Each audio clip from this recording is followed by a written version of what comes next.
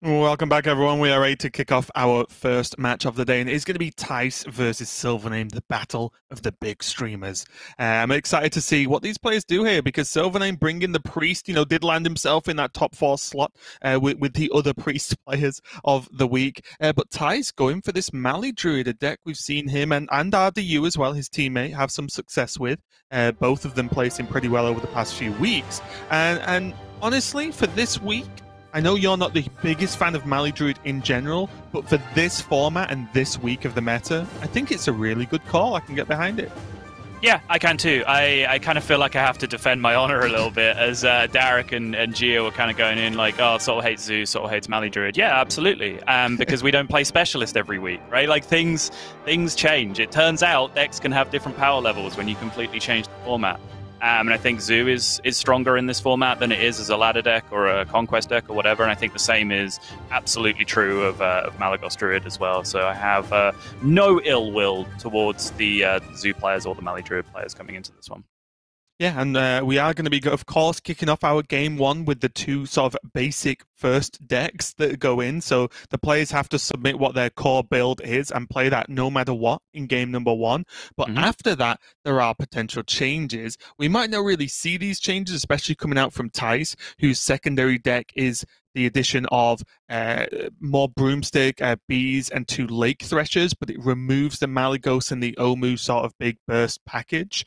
And the other one is anti-weapon. So I imagine this is actually just saying, Mali Druid's just a good matchup versus Priest, full stop. I can just ignore it with my second and tertiary decks. I can just go for the core build more than once, which you've got to say, if that core build already beats your opponent's class, then you're going into this series feeling pretty good, right? If you don't even have to look at your other builds.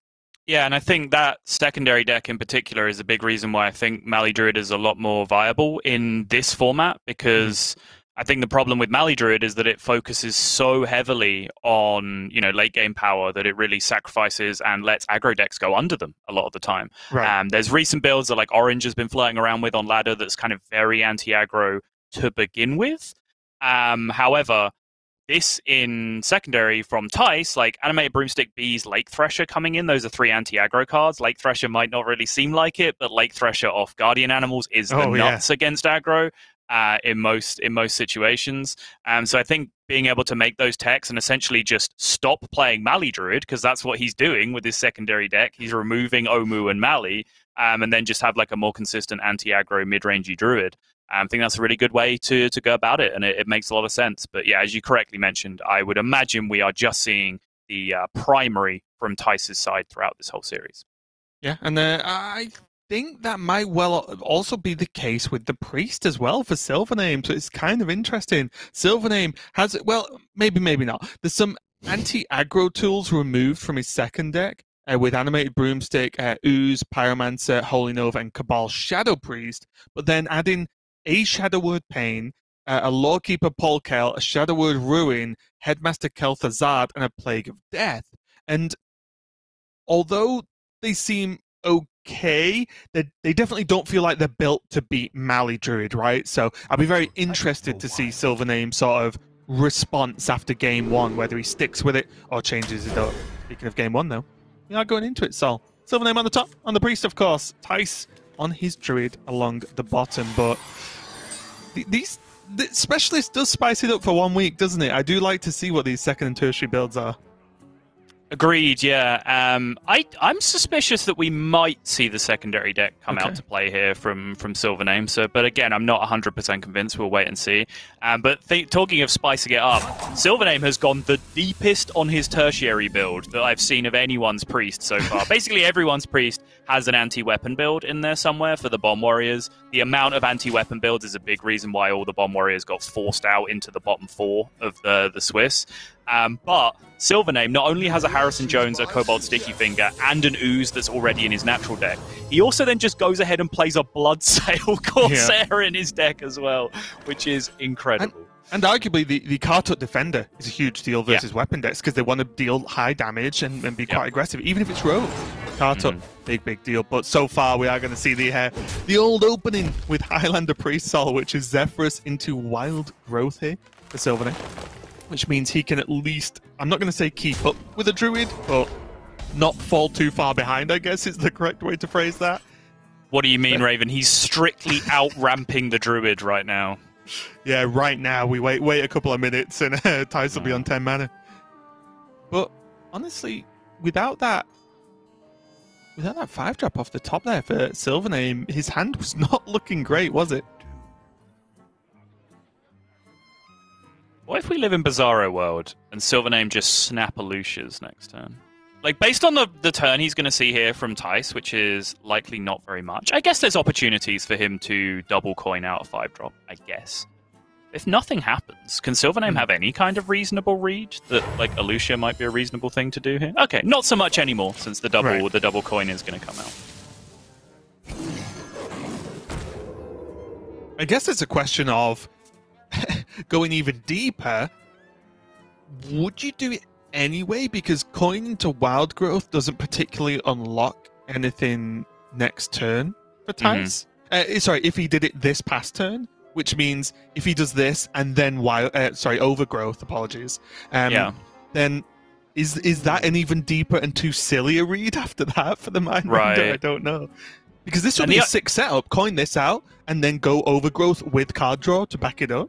Yeah, no, it would. The only reason I bring it up is because actually when I mentioned kind of that orange build, which is a little bit more anti-aggro to begin with, that is kind of the build that Tice is going with here. And one of the cards that cuts is Geppetto. And Geppetto is quite often a trigger point for Mindrender in the matchup, right? Like if your opponent ever Geppettos and keeps 1-cost minions in their hand, which a good Druid player will try to avoid doing against Priest, it does need to be said. But if that ever happens, that's kind of your big flashing neon signpost that you're supposed to Mindrender and steal some high-value stuff from your opponent. And without that trigger point available, it's kind of hard to know when you're supposed to Mindrender in this matchup, right? So I'm immediately on the lookout for kind of creative solutions of busting your opponent's hand with this card. And you know me, I'm asking about Mindrender almost every single turn of a game because it is that interesting. It can pay off massively or whiff completely if you mistime it. And interestingly enough, would the Mindrender have stopped Tice attacking because it would have drawn Silvername's deck for him as well? Like, I don't know. That was a very interesting turn actually for a Mindrender there for all the reasons we've discussed. All right. Mindrender talk done with for now. Yeah, let's move on. Discuss some other Hearthstone cards. Like Speaker Gidra, for example. Not the worst pickup for Silvername, honestly.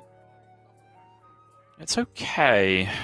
Likely to be a reasonable spot of removal in the coming turns. If he can actually stay significantly ahead, then it can actually be a huge threat in itself against Druid. If you can even just drop it with like a 3 or 4 cost spell, it gets pretty huge pretty quickly. I feel like there's not enough talk about how good Speaker Gidra is. I think this card is absolutely nuts, and no one really gets into it. I like it because it's not always nuts, but it's got the potential to just win games, which is kind of a cool card because it's how you choose to use it, right? Tice is going to go for the backbreaker play here, though, right? The Guardian Animals, I am by no means saying he just wins the game, but this makes Silvername have to sit back and consider how he needs to approach this, because not only now can Tice draw more cards, but he clears this board no problemo. He has a full hand, and in Malygos Druid specifically, being able to comfortably just draw your deck, I would argue is even better than the other builds of Druid, because normally you don't get to do it in such a relaxed fashion. But look at Tice's hand, and look at the fact that he's got access to even more card draw whilst under zero pressure. Right. I do remain curious about that Gidra play on the previous turn. I thought you were going to say Mindrender. I was like, oh, we're not talking about Mindrender. No. We moved on. I'm a man of my word. But yeah, it's curious to me because it looked like there was a good chance going into 7 mana. Silvername had Wave of Apathy Cabal combination together, which might have been powerful, and that's not really a combo that you want to play while having a Gidra preloaded on the board, because you only get +1/+1 as your payoff. He did have options with just Penance, for example, on that turn to not have to commit the Gidra.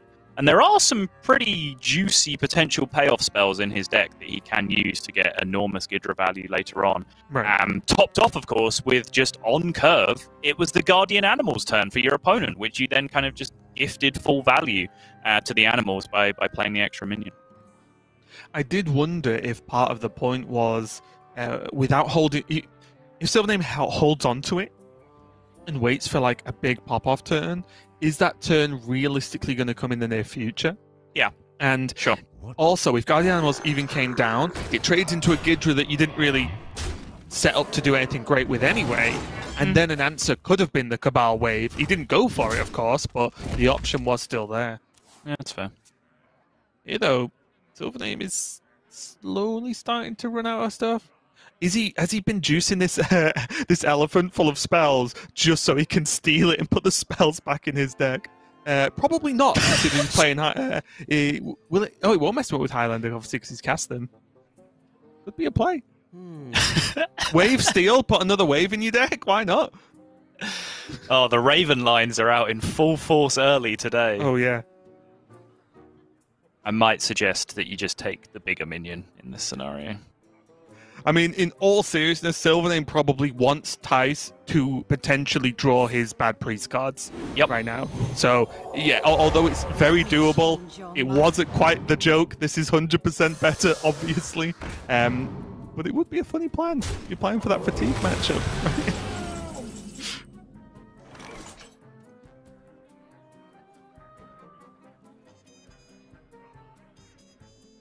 Mindrender Lucia is starting to be seriously looked at, I think, now from Silvername, because not only is he edging towards 10 mana, in which, yes, you're going to have the most mana to utilize your opponent's hand, but Silvername's hand is getting quite sparse, and Tice's hand is too full, as Malfurion has just informed us. So it's one of those things where, does he ever consider going for it, because it simply is the most options he's going to get in this game? Yes, quite sparse indeed, Raven. Enjoy that word choice. Yeah, it just sounded weird in your dialect. I don't know why. It just really tickled me. Too fancy. Yeah. Yeah, but this is where the window's kind of open again. Like we largely stopped talking about Lucia because it kind of became pretty trash for a few turns, I think, because Silvername had high value stuff of his own that he didn't really want to be giving over. You know, the Wave Cabal combination, for example, was huge.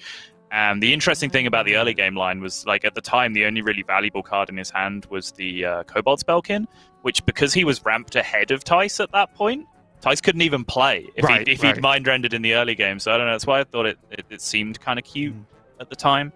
But yeah, Silvername has just chosen to do the more standard thing of just, you know, largely dumping a hand and trying to get bigger value out of the Druid side of things. But there is a danger to that, because it's not like Mindrender Lucia is like a Secret Passage or an Evocation, right? Where you fill up your hand with value and then you largely get to keep a lot of the cards.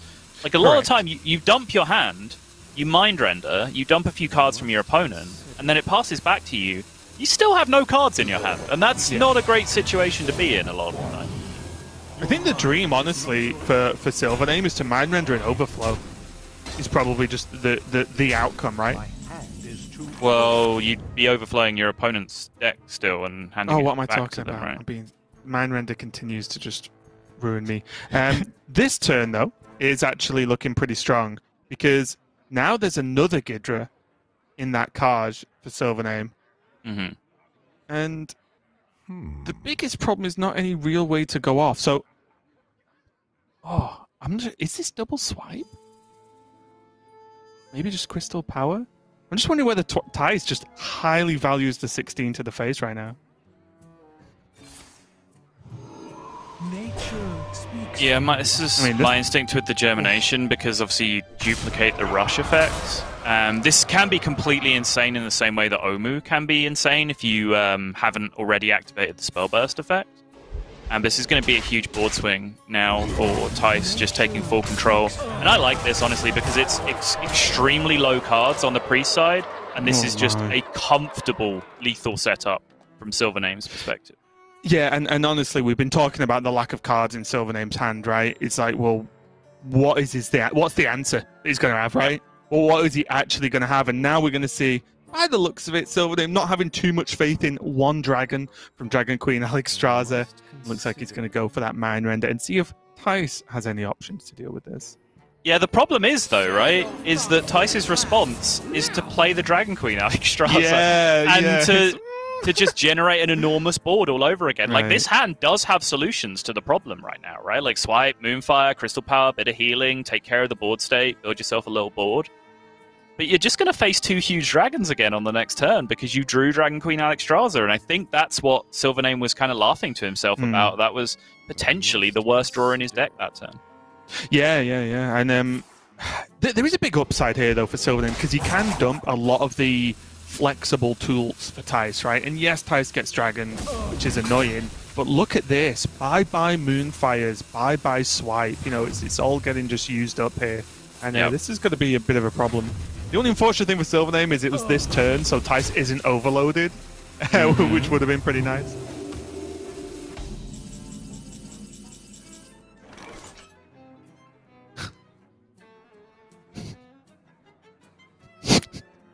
Wait a minute. Don't do it, Raven. You'll just Okay. get confused. Oh. Well, this is awkward. So he should just play Ysera and just say, you pay the mana for the heal. Yeah, that's correct. Yeah. He has the better dragon. Honestly, this is just the nuts for Tice, because now the Radiance in Silvername's hand is just completely dead. Like, actually just nutty to pull Nazari there. He heals Tice for 5! Yeah. There is a scenario missed here. I mean, you were kind of erroneously talking about the overflow earlier, but it can actually come up where you mind render after they've played Ysera, when you think you think they've set up the 1-2 punch, right? Like, they've dropped their dragon and then they're going to go into the overflow the next turn, and then you mind render and rip the overflow to try and get as many of their dragons generated onto your board as you can. That's a gambit at best, because you still throw a bunch of extra value into their hand from the overflow. Right. But it's something that you can go for, but it's another opportunity now potentially missed from Silvername. It's definitely a very specific setup, right? Because also, if they've got a lowish deck size, which makes it more reasonable that the cards will come out and so on. Whereas if they've got 20 cards in the deck and they've uber ramped to Ysera, it probably doesn't quite still get the job done. Right. And this is the problem. Although this looks great for Silvername because he gets to play, if he wants the Nazari to heal back up, the board is still pretty much, I would even say pretty much in Tice's favor right now, just because he has an 8/8. It's close, but he gets the initiative swings, right? He gets to use this Ysera to peel off some of the board. He has the Alexstrasza if he wants. I don't know, this is still looking pretty good here, and I think Tice, with seeing all that burn gone, is probably looking at a Ysera the Unleashed here. It's possible, yeah. I do think the 7/6 on the other side is a massive deal, though, from Silvername being able to generate that additionally this turn. And can have a huge impact because it does kind of equalize the stats on board right now. And then the fact that Silvername picked up a Ysera Unleashed of his own. Because Tice is now pretty much committed to winning on board here, right? There's no real outs for just straight up Malygos combos anymore. And with the way that the game's gone down, with swipes being used, Moonfires being used, and so on. So Tice is now committed to just winning on board, and if Silvername can match him with big dragons of his own, then that's going to go a long way to pay to that plan. And this is what I was meaning more by Tice having been able to kind of still be ahead on this board, because he gets to do the value trades first, because there are a few small minions there, so he is going to be able to chip away at, say, 2 minions per, like 2 for 1 for each minion he's got instead. Yeah. Silvername, though, does just have that Ysera, can renew if required, but I think the renew is definitely just a swap for a different card at this point. Yeah, I imagine so. Gets a bit of heal on the Zigsaw, but not really a huge deal. Just look for a better solution. If you don't find one, just continue to drop the Ysera here. But Initiation is exciting. Yeah, what do you think? Just on the Alexstrasza, just get an 8/8? Well, he can kill the Ysera with it as well. But does he just want an 8/8? It's true. Because knowing that Silvername used pretty much all of Tice's removal on his Elucia turn, so if he just makes an 8/8, what happens? The two Yseras just trade into the Alex. Okay, seems good. I still think I'd value long-term value of the Ysera here, the vanilla Ysera. If you were going to go for that play, But this is also the other debate, right? Because you can just skip that all entirely. And as I was saying at the start of the turn, this was the plan. You use Renew, you see if you can find a better thing to do that turn, which is, pretty debatable. And then if you whiff, you just play your Ysera Unleashed. But yeah, I think, having Ysera on your side of the board that can generate you a cheap 7/6 to play every turn, Ysera Unleashed, which can help clean up, a board of any size when you both have... a board of most sizes when you have similar sized minions on each side of the board. Dreams will be insane in most scenarios as well because of, these exact kind of board states.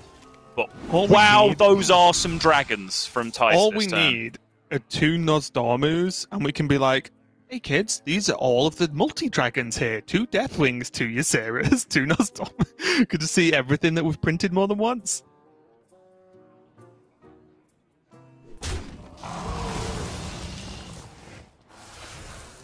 I'm kind of speechless as to how big these dragons are, Raven. Let's just hit 2 12/12s.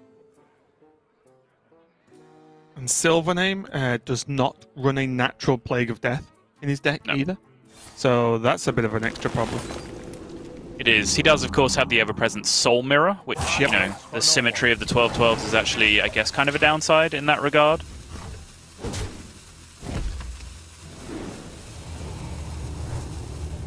It would be a really weird Soul Mirror as well, wouldn't it? Because it would leave still so many extra dragons on board. Yeah. Oh! Well, that'll buy him some time. Well.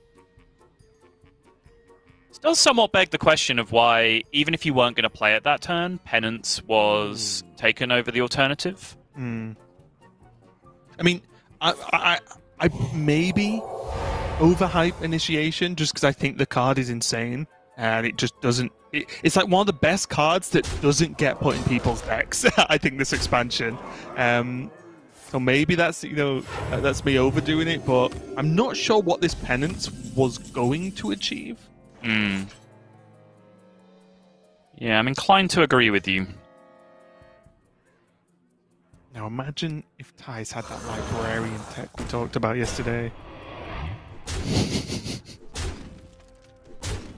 Yeah, recently appearing on the China server was Dex playing Dalaran Librarian to be able to counter the wave of apathy. Dalaran Librarian silences 2 adjacent minions, so Tice here would be able to essentially refresh a 112 and say a 1/9 back to 12 and 4 attack and push massive amounts of damage.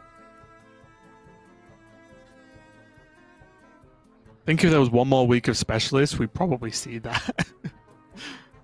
You think this is your time? It is not. It'll be Murzant here from Silvername. Doesn't really have many options, right? The Radiant's not doing much, the Pennant's not achieving much either. Means that Silvername pretty much just does have to play off the top here and hope it's enough, but 2 Deathwings on the board feels like it. It's not really much Silvername can do about this. Sure. For a second I was like, wait a minute, but yep, that'll work. Nightmare on the minion, the Shadow Word Death finally gets a use here against Silvername, and Tice takes game number 1 with his Druid, and that looked like a really tough one for Silvername, Saul, and I think we saw the maybe not ever present, which was the word choice I was going to use, but the often appeared low card draw for Priest. We saw that come into play quite heavily there as Silvername just didn't piece together a hand past turn 5, 6-ish. Didn't have anything to do, and when your opponent's playing Druid that has a full hand all the time, it's pretty rough. Yeah, it absolutely is. And Silvername scrapped through the mid game. He looked really, really comfortable through the early game. The wild growth actually allowing him to ramp ahead of Tice. Tice having a fairly slow start. Even after the Guardian Animals came down and kind of swung the board, he did still have the response to that with the Cabal combo. But the problem is that the game state kind of resolved down to this point where after Lucia was played, basically everyone's cards got played from both sides apart from these 2 Ysera Unleashed that they both had, right? And generally, if you're going to match 7 Dream Portals versus 7 Dream Portals, Druid's going to get them quicker. Like, their deck is just built to do that, right? Like, they play the card in their deck, they play card draw to be able to summon them on board, they play cards to be able to leverage them as well, whereas Priest just doesn't really have that option. So, I kind of respect the line from Silvername to a degree. There were significant questions that I did have with a couple of his plays, but overall, like the macro line seemed okay. But yeah, just seemed like Druid is better equipped to be doing what those two decks were trying to do in that game. Yeah, and that's the thing as well, right? Because it's the interesting thing where one side it looked like Silvername just gutted Tice's deck, right? You're playing Mali Druid and your swipes and Moonfires are gone. That feels like it makes one player so favored, but Ysera is just an army in a box, right? It's just one card, drop it, and you are, on average, going to have some pretty heavy hitters going forward, as you mentioned, all about that card draw. But do you think any of these players are going to change going into game 2? Because this is best of 3, which means if Tice wins again, his series is over. He takes the victory over Silvername and moves on to the winner side of the group. So a lot of heavy decision-making going into whether there's a deck change or not here, Sol. It's possible. I did reach out to a few players specifically just to make sure, we were on the same page as to what their secondary and tertiary decks were for. Silvername was not one of those players, but I do see some value in his secondary deck in the matchup. Plague of Death is something that you said. It doesn't play a natural Plague of Death. You right. Literally called it out as a position where it could have been very useful in that game. Headmaster Kel'Thuzad can create swing turns, which are huge against Druid. That's how you beat Druid. You need to pull ahead of them. It's not just enough to like, oh, cool, I removed that wave of threats. I'm chilling. No, you're not. There's another wave of threats coming straight back at you afterwards. Like, you need to actually create swing turns and get ahead on the board. Shadow Word Ruin, again, would have been nutty through a large amount of that game state. So I can definitely see some value for some of the cards in the secondary for Silvername. Yeah, also as well, the Lawkeeper Polkelt. Oh, there we go. The play. There's the play. Yep. So we do know it's the swap into that secondary deck. And I just wanted to finish off quickly. The Lawkeeper Polkelt is often a card people look at and go, oh, what's the combo after you play it? But I think, as we see it now, in this deck, because Priest doesn't have access to card draw, really, it makes it so that you're drawing your high-value cards one after another, right? Like the Soul Mirror that I think Silvername was really hoping for. Tiamat, Galakrond, Kronk, so on. Like, all of these will start just being your draws off the top after you play Polkelt. So it's very much less of an activating some kind of back-to-back card combo and more just saying, I'm not going to draw my acidic Swampoos on turn 15 of the game. Exactly, yeah. I think you even managed to dodge some of the real heavy hitters there as well. Dragon Queen Alexstrasza, Murozond, for example, being the first two draws out of your deck are absolutely insane in a lot of matchups and certainly against Druid. And this Wild Growth as well is going to help support that Polkelt curve as well because, it's no good just, curving naturally into your Polkelt and then you play it on curve and then, I have to wait a little while before any of these cards that I'm drawing are actually any good. But with the support of the Wild Growth, Silvername is actually first to ramp again in the matchup and might be able to actually get some usage out of those very, very impactful high mana cards. Yeah, and I really like this as a response for Tice, and we kind of saw it in the last game as well, where it's like, well, I don't have ramp, I'm not just going to pass and wait until I do. I'm going to make a proactive play, so the Bloom into the runner is going to be able to help him draw towards that ramp if he needs it, or towards a bit of a stronger game plan overall, so going to be a bit of a dead turn here from Tice, but most importantly just gets that card draw cooking. I was just going to say, one card that really surprises me that doesn't or hasn't made the cut in this list from Tice is the studies, the nature studies. It's crazy. That's just funny. Entirely wasted. Yeah, entirely wasted card slot in Silvername's deck. This Polkelt was just completely unnecessary. He's just drawn it all in that order anyway. You say that. Well, it does get him to Galakrond as well, which is a reasonably big deal. Yeah. Obviously, I'm exaggerating. Soul Mirror, Tiamat still to come out as well, which are enormous cards. Oh, Soul Mirror's there, sorry. Yes, so Tiamat to come out as well, which can definitely be very impactful. Wind Fury, Divine Shield, Tiamat, if you're ahead on board against Druid, generally a nightmare to deal with. Also, something we were talking about yesterday as well, right? It's way less relevant at the moment in this game because there's a 5-1 on the board, but Polkelt's also just a 4-5. Right, it's not a terribly shaped minion at all for a 4-drop, so even though you get these additional benefits, just having a minion, a 4-5 on 4, is just good in a lot of matchups as well. You remember Chillwind Yeti, Raven? This is Macaulay Culkin now.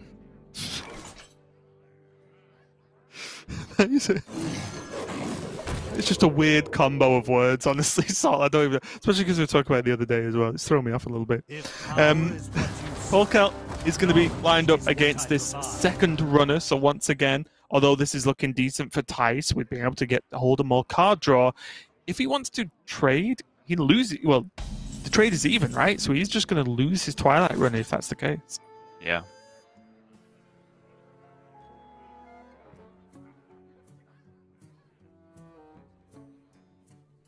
Again, just pretty awkward curves here for Tice due to not hitting the ramp. You saw him even try and dig as hard as he could. You know, double Twilight Runner has gone digging super hard, drawing extra cards, trying to find that ramp. But still finds himself behind the Priest on mana currently. What are the implications here of just swipe hero power the Polkelt and keep the 5/4 to go face? Leaving a bit of a weird turn 7 for Silvername. He's not going to Soul Mirror just a runner, you would imagine. I guess Galakrond is a bit of a fear. So I think the problem is, like, Tice's turn can change enormously based on this attack, right? Yeah, exactly. So you can draw Overgrowth. You want to play Overgrowth. That's nutty. You can draw Innovate or Lightning Bloom, and then maybe you're looking at a Guardian Animal's turn instead. So you have to kind of commit to the attack before you really know what you want to do with the rest of your turn. And if you commit to attacking face, that can still be a bit ugly in a couple of spots. Correct. You know, mostly the one where Tice actually drew the Overgrowth and played the Overgrowth. So I'm okay with the trade just going down there. Yep, definitely tricky because you see the payoff, but you could also see the bit of a miss potential as well, right? Of just saying, well, now I kind of just lost a runner for no real reason. But now Silvername going to be like, well, me too. As he just gets some ramp off himself and gets the Murozond on board.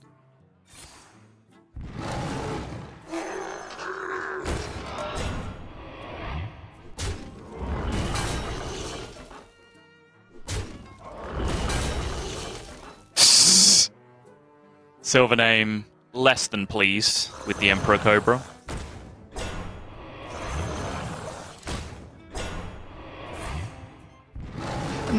After seeing Polkelt, what sort of mindset is Tice in now? Is Tice thinking heavily about the top curve of his deck, knowing there's Alexstrasza, knowing there's Galakrond, knowing there's... I think he knows there'll be 2 7-drops now?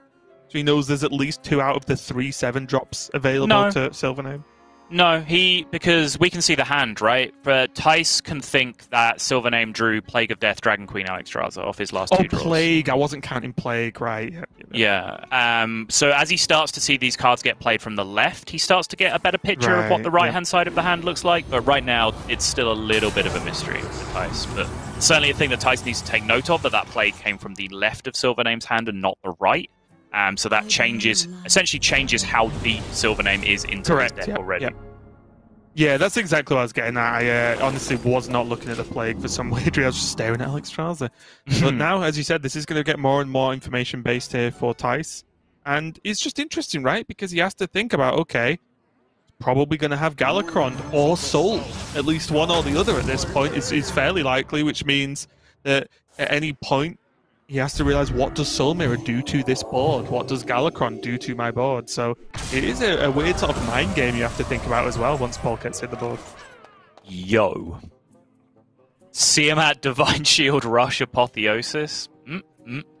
Sign me up. Hello, though. Tice does pick up the Omu here. Has Omu Germination combo, but only 1 swipe, 1 Moonfire currently. Or 15?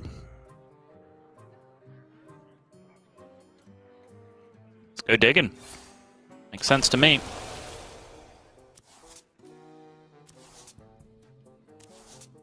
My hand is too full.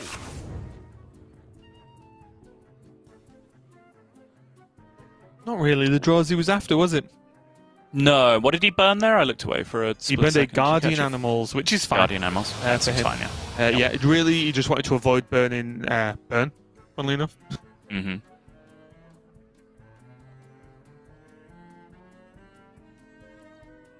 Time waits for no one. But there is tricky.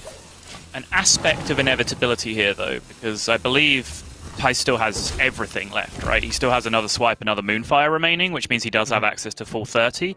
But He knows he has to plan for Silvername healing back to 30 because he's going to do that right now. And he's almost certainly knows that Galakrond is in the hand already, if not immediately in the future. Because I think he saw a 7-drop played from the second right in Silvername's hand, which means Galakrond is almost certainly there. Right.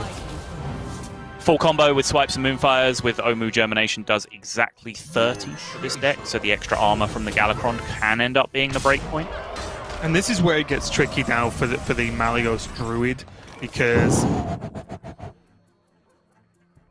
was going to say, because when you start losing board this heavily and don't have lethal, do you have to use your swipes to remove the board? And then if you do you ever have lethal? Or do you have time? That's going to be the big problem. And maybe Thijs has to focus on clearing this board and rely on, once again, the Ysera plan.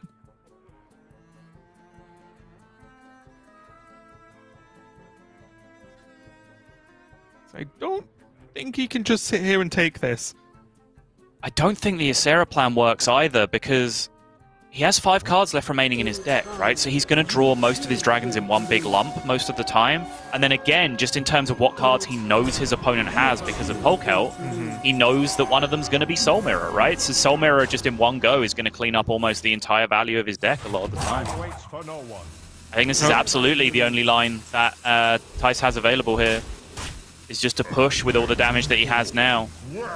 And the good thing is as well, after seeing Plague, he knows even just this Malygos as a 4/12 is going to be tough to kill, right?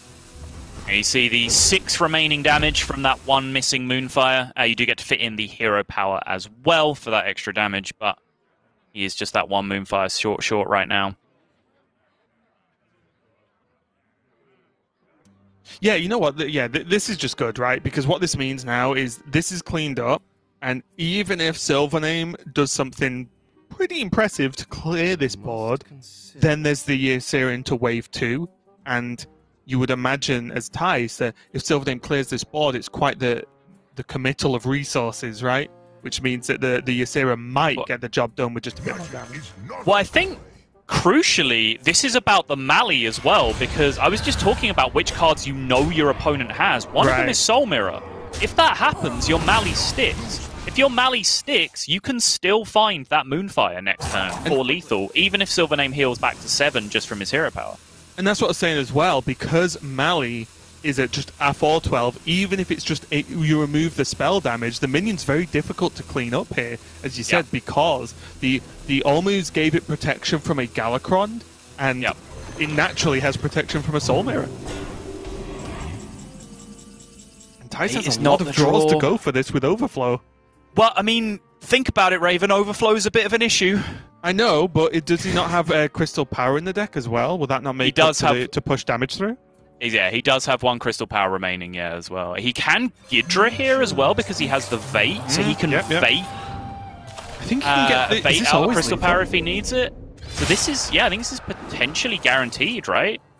Because the healing goes off, Gidra deals with the taunt, the damage can be pushed, and then Moonfire goes face for 4. Yeah, beautifully done from Thijs towards the end of the game there. And the well-deserved fist pump, very, very nicely executed. Game of Hearthstone from Thijs, recognizing the guaranteed lethal with the Overflow there. And Raven, I take it all back. What was I making fun of you for? You had the genius lines all along. Thijs-level Hearthstone player over here. 100% there for Thijs. It was a really well-played game, that one. And regarding the Overflow, that's what I meant, because he drew the deck. The Crystal Power will help punch through, but of course the Gidra was just the best option anyway. But I will say from Thijs, I really do like that play from the Malygos turn, because I think looking at it, you could be like, well, that's just obvious, because you swipe everything away, everything dies, and you've set up a dangerous board. But the second that Silvername had a reasonable way to heal, that game often just ends with Thijs losing, right, if it doesn't quite pay off. So there is an element of risk there, but if he didn't go for it, I think you are right in the sort of dump the whole Ysera portals on the board, and then if they get cleaned up, you lose. That's not really a good backup plan, right? That's like a complete last-ditch attempt if required. So really clean there. And it does look like Malygos Druid could be performing well for Thijs this week, late into the weekend as well. Yeah, for sure. And I think the whole dynamic was built around 2 particular cards, Soul Mirror and Apotheosis. So the Soul Mirror that he knew was there because the deck was being drawn in order and he'd seen it go deep enough that he knew Soul Mirror was there.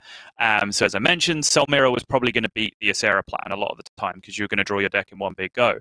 However, since he knew the Soul Mirror was there, he was able to have the setup where his Mali sticks against Soul Mirror. And because he saw Apotheosis already get used by his opponent, he knows that, for example, Apotheosis my Omu and then Soul Mirror my board for a big burst of healing as well that could potentially lock out the game wasn't an option for Silvername. So I think Tice correctly identified a 2-turn potential lethal out for himself there and absolutely executed it brilliantly. If you think that play was obvious, you are lying to yourself. That was a very nice setup from Tice over a couple of turns. Yeah, and like I said, Tice does go through to that the upper bracket of the group that we are going to be playing out to conclusion today. We will have 2 of the players from this group make it through to Sunday, which is the final day of the Swiss as well across the board. But I do think that, yeah, that this might have been the week for Mali Druid. It's the one deck, honestly, where I'm 100% with someone not bringing Priest, right, if they're bringing Druid. But then, of course, that's where the reads come in, isn't it? Because then if you expect everyone to bring Druid to beat Priest, what do you bring to beat Druid? And that's why Specialist is an interesting but also potentially very punishing format, because the second you overread or under, you might just miss and then you will just lose. Like, that's pretty much the way it goes. So a really tough format overall. I'm just going to check if we are ready to check out our next match, just to see if Psycho and Yar